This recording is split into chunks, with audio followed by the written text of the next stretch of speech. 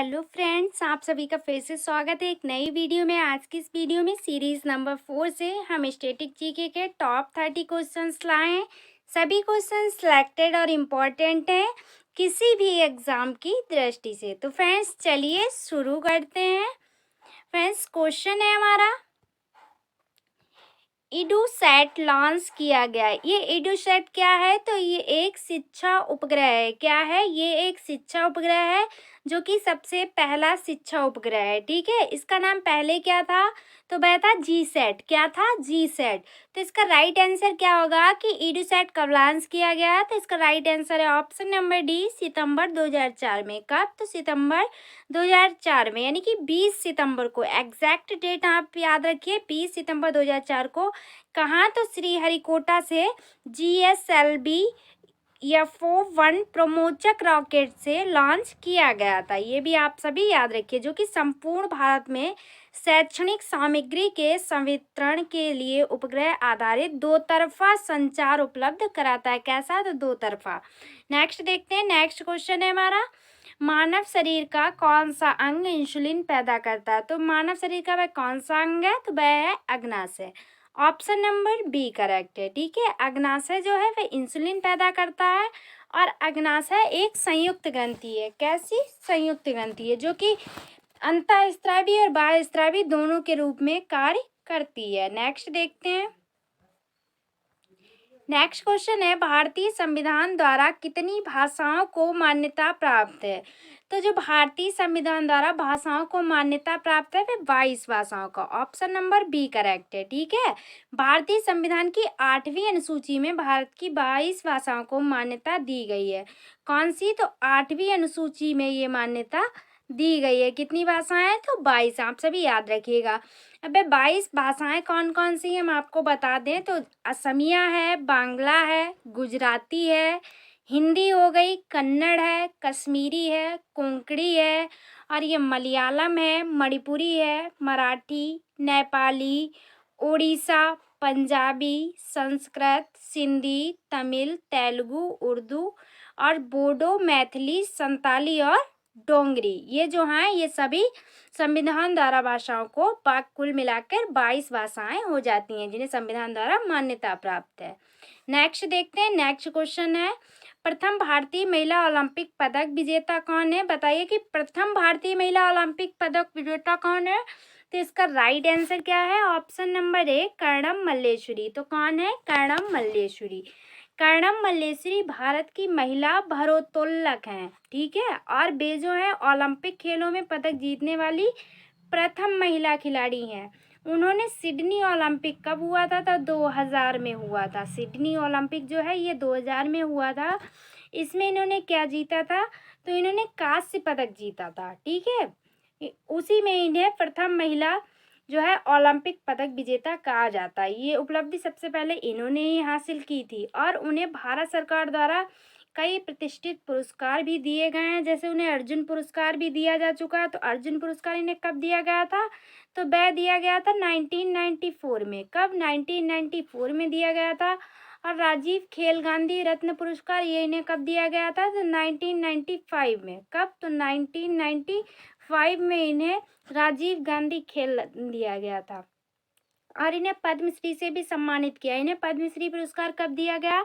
तो 1999 में। कब? 1999 में। नेक्स्ट क्वेश्चन देखते हैं। नेक्स्ट क्वेश्चन है हमारा, देवधर ट्रॉफी किस खेल से संबंधित है? देवधर ट्रॉफी का नाम आप सभी ने सुना ही होगा। ये किस खेल से संबंधित है? तो इसका राइट आंसर क्या होगा? ऑप्शन नंबर सी, क्रिकेट से। किससे? तो क्रिकेट से संबंधित है। देवधर ट्रॉफी जो है ए श्रेणी का घरेलू एक दिवसीय क्रिकेट टूर्नामेंट है जिसका नामकरण प्रोफेसर डीवी देवधर के नाम पर किया गया है। किसके नाम पर? तो प्रोफेसर डीवी देवधर के नाम पर इसका नाम देवधर ट्रॉफी रखा गया है। जो डीवी देवधर थे इन्हें grand old man of Indian cricket भी कहा जाता है। क्या? तो grand old man of Indian cricket भी कहा जाता है। और वर्ष 1973 से 74 से प्रारंभ हुई है ये देवधर ट्रॉफी। ये भी आप सभी याद रखिएगा।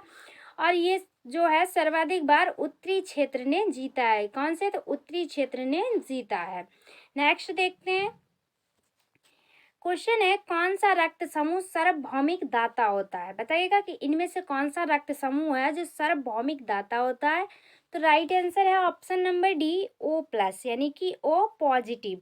ठीक है, ओ पॉजिटिव जो होता है रक्त समूह ये सर्वदाता होता है, मतलब दे तो सबको सकता है लेकिन ले नहीं सकता सबका। इसका ये लॉजिक होता है, ये आप सभी याद रखिएगा। ठीक है, रुद्रबाग के विषय में जानकारी देने वाले पहले वैज्ञानिक कौन थे? तो वह थे कार्ल लैंडस्टीनर। कौन थे?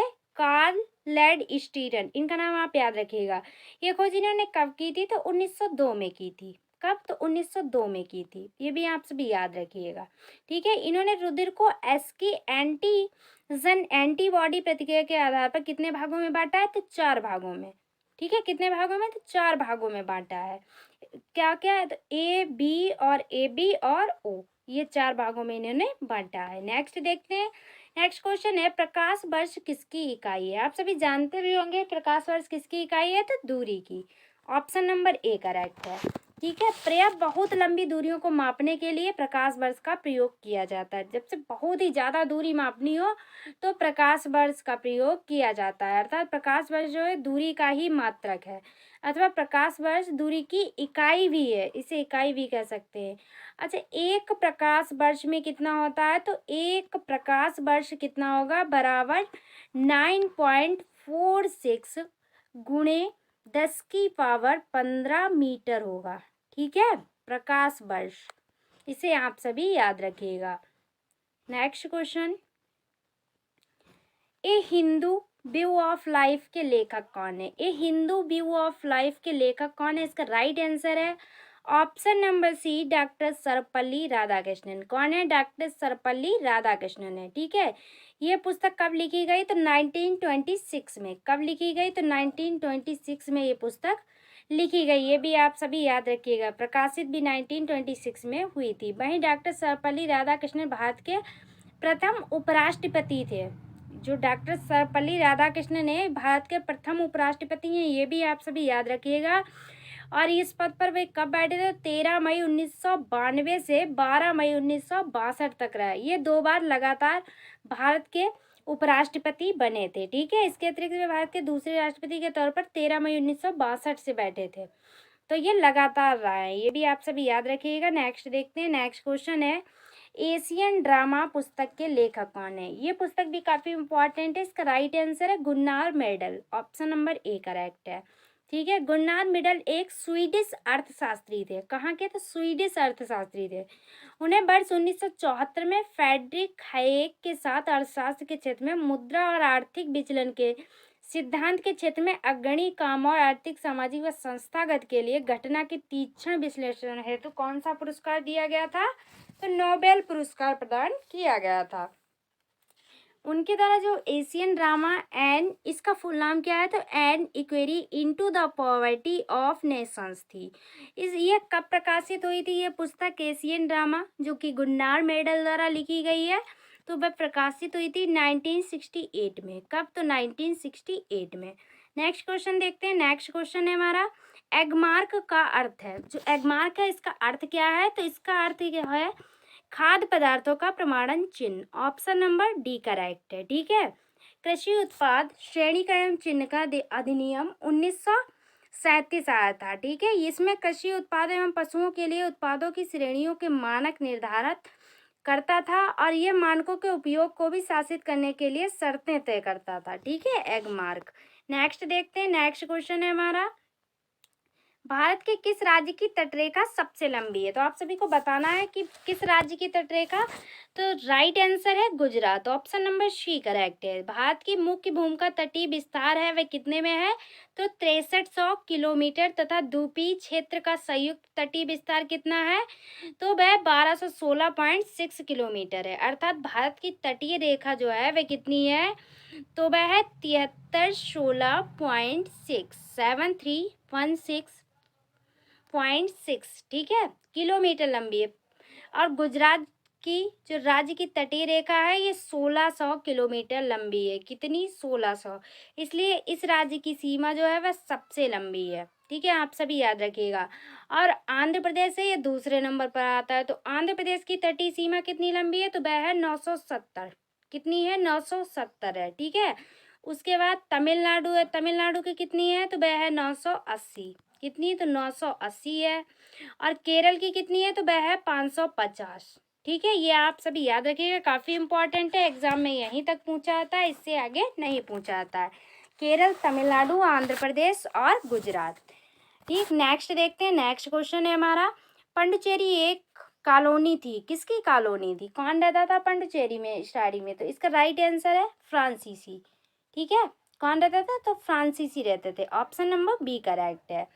पांडिचेरी जो के सभी क्षेत्र लगभग 138 वर्ष तक फ्रांसीसी शासन के अधीन थे। कितने वर्ष तो 138 वर्ष तक रहे। ठीक है, काफ़ी टाइम होता है 138 वर्ष, अर्थात पांडिचेरी फ्रांसीसियों की एक कॉलोनी थी। फ्रांसीसियों ने भारत में अपने व्यापार तंत्रों को स्थापित करने के लिए 1673 ईस्वी में पांडिचेरी में अपने व्यापारिक आधार स्थापित किए थे। कब तो 1673 में इन्होंने ये व्यापार स्थापित किए थे। नेक्स्ट देखते हैं। नेक्स्ट क्वेश्चन, नेक्स्ट क्वेश्चन है, सूरत में चरमपंथी और नरमपंथी के बीच कांग्रेस में विभाजन कब हुआ था, तो ये विभाजन कब हुआ था तो 1907 में हुआ था, ऑप्शन नंबर सी करेक्ट है। ठीक है, 1907 में कांग्रेस के सूरत अधिवेशन में जो नरमपंथी राम बिहारी बोस को कांग्रेस का अध्यक्ष बनाना चाहते थे, लेकिन जो गरमपंथी दल के नेता थे, गरमपंथी में कौन कौन थे, जैसे लाला लाजपत राय को अध्यक्ष बनाना चाहते थे ये सभी, तो राम बिहारी बोस अध्यक्ष बनने में सफल रहा। इनमें से कौन बना तो राम बिहारी बोस जो थे, जो चरमपंथी के, ये बनने में सफल रहा। इस अधिवेशन में कलकत्ता अधिवेशन जो 1906 में हुआ था, पास करवाए गए 4 प्रस्ताव। वे प्रस्ताव कौन कौन से थे तो एक तो स्वदेशी प्रस्ताव था, एक बहिष्कार था, और एक राष्ट्रीय शिक्षा था, और एक स्वशासन था। तो ये 4 प्रस्ताव जो थे ये 1906 के अधिवेशन में आए थे। इनको लेकर विवाद गहरा गया था इन चरमपंथी और नरमपंथी कांग्रेस के नेताओं के बीच में। ठीक है, इसी के बीच में संघर्ष के कारण ये कांग्रेस में विभाजन हो गया, दो में, चरमपंथी और नरमपंथी में। नेक्स्ट देखते हैं। नेक्स्ट है, भारत की राजधानी कोलकाता से नई दिल्ली कब स्थानांतरित की गई, तो भारत की राजधानी कलकत्ता से नई दिल्ली कब स्थानांतरित की गई, इसका राइट आंसर है ऑप्शन नंबर ए, वर्ष 1912 में। कब, वर्ष 1912 में। फ्रेंड्स, कहीं कहीं 11 दिया होता है, अगर क्वेश्चंस में 12 ना देकर 11 दिया हो तो आप राइट आंसर 11 करिएगा। ठीक है, जो तत्कालीन वायसराय था लॉर्ड हार्डिंग, कौन था, लॉर्ड हार्डिंग, जो दिल्ली का तत्कालीन वायसराय था उस समय 1911 में। ठीक है, इंग्लैंड के इस सम्राट जो जॉर्ज पंचम और महारानी मैरी जो थी, इनको भारत बुलाया व उनके स्वागत हेतु दिल्ली में एक भव्य दरबार बनवाया गया था। उस दरबार का नाम क्या था, आप सभी को जानते हो तो कमेंट बॉक्स में जरूर बताइएगा। इसी दरबार में 12 दिसंबर 1911 को बंगाल विभाजन को भी रद्द करने तथा भारत की राजधानी कलकत्ता से दिल्ली स्थानांतरित करने की घोषणा की गई थी। विधिवत 1 अप्रैल 1912 को कलकत्ता की जगह दिल्ली को भारत की नई राजधानी बनाया गया था। राजधानी का प्रस्ताव जो था वह 1911 में ही आया था, लेकिन राजधानी जो बनी थी वह 1 अप्रैल 1912 को बनी थी। तो अगर ऑप्शन में 1912 ना देकर अगर 11 देता है तो आप राइट आंसर 11 कर सकते हैं। नेक्स्ट क्वेश्चन, भारत में सर्वोच्च न्यायालय के किस न्यायाधीश को ग्रीन जज कहा जाता है, तो ग्रीन जज किसे कहा जाता है, इसका राइट आंसर है option number C, Kuldeep Singh को। कुलदीप सिंह 8 दिसंबर 1988 यानी कि 1988 से 31 दिसंबर 1996 तक सर्वोच्च न्यायालय के न्यायाधीश पद पर रहे थे।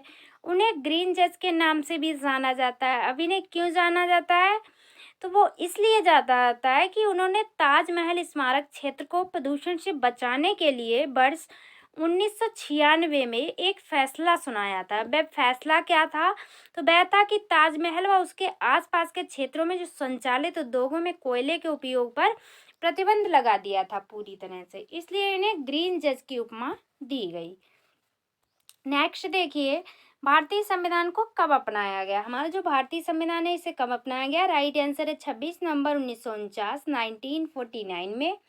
भारतीय संविधान को तैयार करने में कितना समय लगा, तो 2 वर्ष 11 माह और 18 दिन। ठीक है, भारतीय संविधान जो था वह 26 नवंबर 1949 को बनकर तैयार हुआ था और इसी दिन इसे अपना भी लिया गया था। इसीलिए कहते हैं भारतीय संविधान कब अपनाया गया, तो 26 नवंबर 1949 को भारतीय संविधान अपनाया गया और 26 जनवरी 1950 को इसे लागू किया गया है। उस समय जो भारतीय संविधान में कुल भाग थे वह कितने थे? 22 भाग और 395 अनुच्छेद और 8 अनुसूचियां थी। कितनी? तो 22 भाग, 395 अनुच्छेद और 8 अनुसूचियां थी। वहीं वर्तमान में कितने हैं? तो भारतीय संविधान में 12 अनुसूचियां हैं। कितनी? तो 12। नेक्स्ट देखते हैं। नेक्स्ट क्वेश्चन है माई कंट्री माई लाइफ पुस्तक के लेखक कौन है? तो फ्रेंड्स, आपने इस सभी ने पुस्तक का नाम सुना ही होगा, इसके राइटर का भी नाम सुना ही होगा।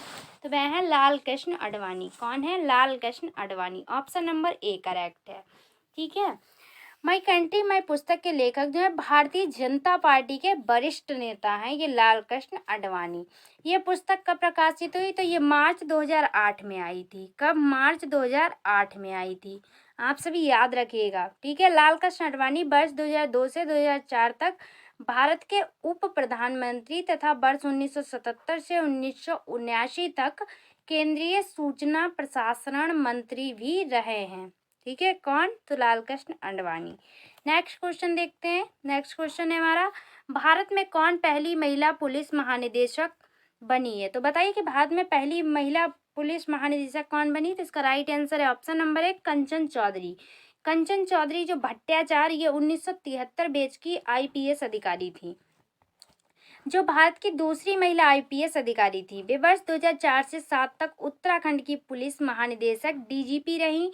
और भारत में जो पहली महिला पुलिस निदेशक बनी थी वह कौन? तो कंचन चौधरी भट्टाचार्य का 26 अगस्त 2019 को मुंबई में निधन हो गया था। ठीक है। नेक्स्ट क्वेश्चन देखते हैं। नेक्स्ट क्वेश्चन है, भारत कितने पिन कोड क्षेत्रों में विभाजित है? जो भारत है ये कितने पिन कोड क्षेत्रों में विभाजित है? तो राइट आंसर है 9। पोस्टल इंडेक्स नंबर, पिन की फुल फॉर्म क्या होती है? तो पोस्टल इंडेक्स नंबर। ठीक है। या इसे शॉर्टकट में पिन कोड भारतीय डाक द्वारा इस्तेमाल किए जाने वाला 6 अंकों का कोड है। इसकी शुरुआत वर्ष 1972 में हुई थी। कब? वर्ष 1972 में हुई थी। ये सभी आप सभी याद रखिएगा।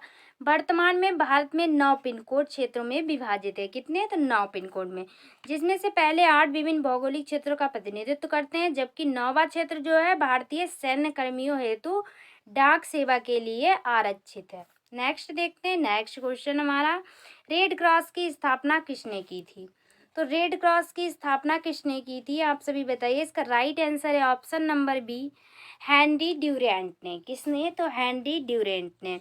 अच्छा, रेड क्रॉस की स्थापना प्रथम नोबेल शांति पुरस्कार जो कि 1901 से सम्मानित सामाजिक कार्यकर्ता हेनरी ड्यूरेंट ने वर्ष 1863 में की थी। कब? वर्ष 1863 में की थी। आप सभी ये भी याद रखिएगा। रेड क्रॉस एक जो है ये गैर सरकारी संगठन है, जिसका उद्देश्य क्या है? तो इसका उद्देश्य है कि रोगियों और घायलों तथा युद्धकालीन नदियों की देखरेख करना। इसका मुख्यालय कहाँ है? तो वह है जिनेवा में। जिनेवा कहाँ है? तो स्विट्जरलैंड में। अक्सर इसका मुख्यालय पूछ लिया जाता है। नेक्स्ट क्वेश्चन है, मॉन्ट्रियल प्रोटोकॉल का संबंध किससे है? जो मॉन्ट्रियल प्रोटोकॉल है इसका संबंध किससे है? तो वह ओजोन परत संरक्षण से। ऑप्शन नंबर ए करेक्ट है। ठीक है। मॉन्ट्रियल प्रोटोकॉल का संबंध ओजोन परत के संरक्षण से है और ओजोन परत को नुकसान पहुंचाने वाले विभिन्न पदार्थों के उत्पादन तथा उपभोग पर नियंत्रण के उद्देश्य के साथ विश्व के कई देशों में 16 सितंबर 1987 को मॉन्ट्रियल प्रोटोकॉल पर हस्ताक्षर किए गए थे, जिसे आज विश्व का सबसे सफल प्रोटोकॉल माना जाता है। नेक्स्ट क्वेश्चन, सिस्मोलॉजी के अंतर्गत किसका अध्ययन किया जाता है? तो आपसे बताइए सिस्मोलॉजी के अंतर्गत किसका अध्ययन करते हैं? तो राइट आंसर है भूकंप। ठीक, किसका करते हैं? तो भूकंप का अध्ययन करते हैं। ऑप्शन नंबर सी करेक्ट है। आप सभी याद रखिएगा, काफ़ी इंपॉर्टेंट है। इसके साथ ही इससे मनुष्य को होने वाली हानि के अतिरिक्त जान माल और पर्यावरण को होने वाली हानि का भी अध्ययन किया जाता है। सिस्मोलॉजी के अंतर्गत भूकंप से बचाव कैसे किया जाए और किस प्रकार के भूकंप रोधी भवन बनाया जाए, इसका भी अध्ययन किया जाता है। नेक्स्ट क्वेश्चन देखिए। नेक्स्ट क्वेश्चन है, लोकसभा की पहली महिला स्पीकर कौन है? तो वह कौन है? मीरा कुमार है। कौन है? Meera Kumar. Option number B correct है। लोकसभा की पहली महिला स्पीकर जो है वह मीरा कुमार थी, जो इस पद पर कब आसीन हुई थी? वह हुई थी 4 जून 2000 9 को। कब? 4 जून 2009 को ये पद पर आसीन हुई थी। और कब तक? 4 जून 2014 तक रही थी। और वहीं जो सुमित्रा महाजन है, ये लोकसभा की दूसरी महिला स्पीकर थी। कौन सा? सुमित्रा महाजन। इनका नाम भी यहाँ पे याद रखिएगा, जिन्होंने 6 जून 2014 से 17 जून 2019 तक इस पद को सुशोभित किया था। ठीक है, नेक्स्ट देखते हैं। नेक्स्ट है टोबा टैक्सिंग के लेखक हैं। जो टोबा टैक्सिंग पुस्तक है, इसके लेखक कौन है? तो राइट आंसर है Saadat Hasan Minto. Option number B correct है। ठीक है, Toba taxing Saadat Hasan Minto द्वारा लिखी गई एक प्रसिद्ध लघु कथा है, जिसे वर्ष 1955 में प्रकाशित किया गया था। कब? तो 1955 में। कब? 1955 में प्रकाशित किया गया था। फिर लघु कथा भारत के विभाजन के समय जो लाहौर के एक पागल खाने के पागलों पर आधारित है। नेक्स्ट क्वेश्चन है, नरेंद्र मोदी की पहली बार प्रधानमंत्री पद के लिए शपथ की तिथि क्या थी? जब नरेंद्र मोदी ने पहली बार शपथ ग्रहण की थी तो कब की थी? इसका राइट आंसर है ऑप्शन नंबर 6 सी 26 मई 2014। कब? तो 26 मई 2014। ऑप्शन नंबर सी करेक्ट है। अच्छा, पहली बार तो की थी 26 मई 2014 को, और दूसरी बार कब की गई थी तो ये भी आप सभी बताइए। तो इन्होंने दूसरी बार जब शपथ ली पहली 30 मई 2019 को। कब? तो 30 मई 2019 को। आप सभी याद रखिए, पहली बार भी और दूसरी बार भी। ठीक है, और ये जो थे ये कौन से नंबर के? तो ये 14वें नंबर के प्रधानमंत्री हैं। कौन से नंबर के? तो 14वें नंबर के प्रधानमंत्री हैं। कौन? श्री नरेंद्र मोदी। ठीक है, देखते हैं नेक्स्ट क्वेश्चन है, वर्ष 1918 में महात्मा गांधी का सत्याग्रह किसके समर्थन में था? तो जो वर्ष 1918 में महात्मा गांधी का सत्याग्रह था वह किसानों के सहयोग में था। ऑप्शन नंबर ए राइट है। ठीक है, गुजरात के खेड़ा जिला के किसानों ने वर्ष 1918 में, कब? तो 1918 में सरकार के विरुद्ध बढ़ती हुई लगान की वसूली के खिलाफ गांधी जी के नेतृत्व में आंदोलन किया था, जिसे खेड़ा सत्याग्रह भी कहा जाता है। नेक्स्ट क्वेश्चन देखते हैं, बजट 2020-21 के अनुसार भारत में दुग्ध उत्पादन को दोगुना करने का लक्ष्य वर्ष है। कब तक दोगुना हो जाएगा?